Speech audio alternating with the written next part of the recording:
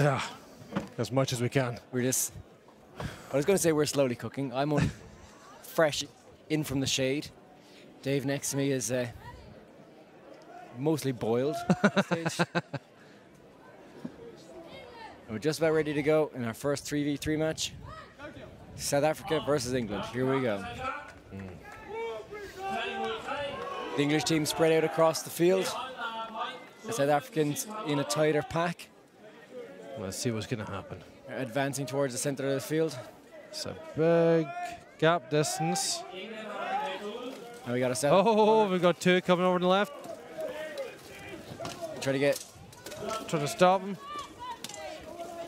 So you got a South African runner coming in here now into that pack fight. Oh, big blow there. One-on-one in the centre of the field. And that fight on the rail with 4 fighters still all up on their feet. I do remember some of these ladies have just finished doing their 1v1s. Oh, it's a big face plant to the fence. She stayed up on her feet. Yes, she did. She certainly did. Marshals are keeping a close eye, see what's going on. That zebra pin shield there, I think, is being wielded by Krista of South Africa. I could be wrong. It might be Stephanie. I know the two. And there's a lost weapon. Still good. So one's down, and South African's lost a weapon, but she's now back into the fight. That's now advantage to South Africa. She's taking her time, walking in, catching her breath.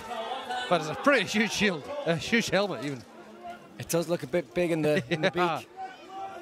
But should have fairly good breathing. They're just pushing down, 2-on-1. The other two just holding on. Kicking the legs away, and she's down, so it's 3v1. We're going to stop it. They stopped it. First round, South Africa. Good win for South Africa there.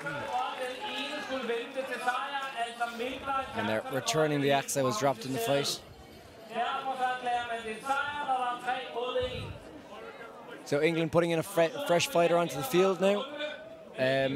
England have a full 5-fighter roster for the 3v3, so they got 2 reserves. South Africa does just the three, no reserves at all. So this could tell if depending on the stamina of the 3 South African fighters, if they don't have the energy to go full on in another round now, England could have the advantage. Time will tell us. A nice replay there. And you can see the helmets are over, letting the fighters breathe.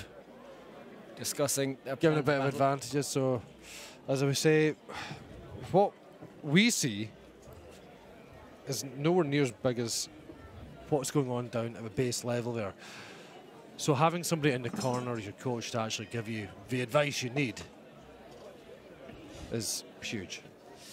Yeah, and the fighters only see a fraction of it then as well. Well, as we say, do the John Travolta motion, hold your hands to your eyes, and you'll get an idea of what we see.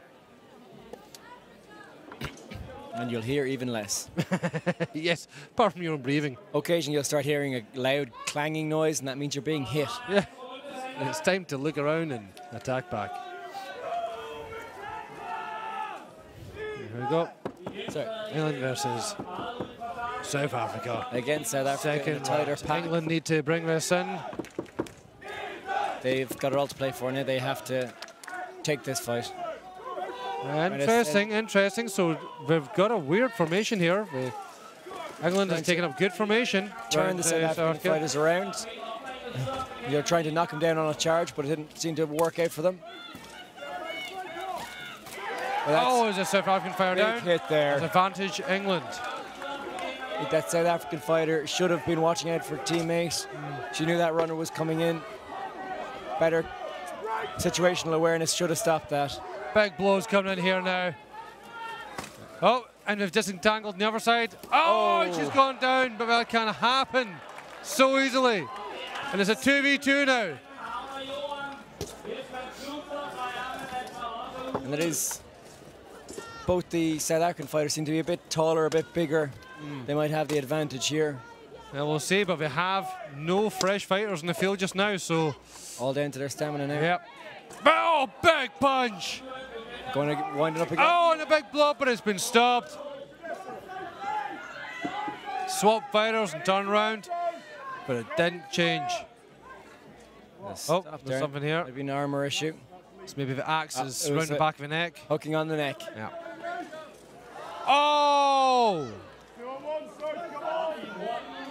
I don't know if the other fighter realized they were back in the fight. Well, as soon as the marshals are back off, it's now 2v1. Yeah, she's calling them both on. And she's trying to use those bodies on the ground as an obstacle. This is the position she doesn't want to be in. Now, one fighter on either side. She should want to get them lined up. What South Africa needs to do is grab that English fighter and just take him down to save your energy for the next fight. Instead of keep pushing, just wrap your arms around him. Wrap your arm around him, grab your leg, do a back heel, and away go.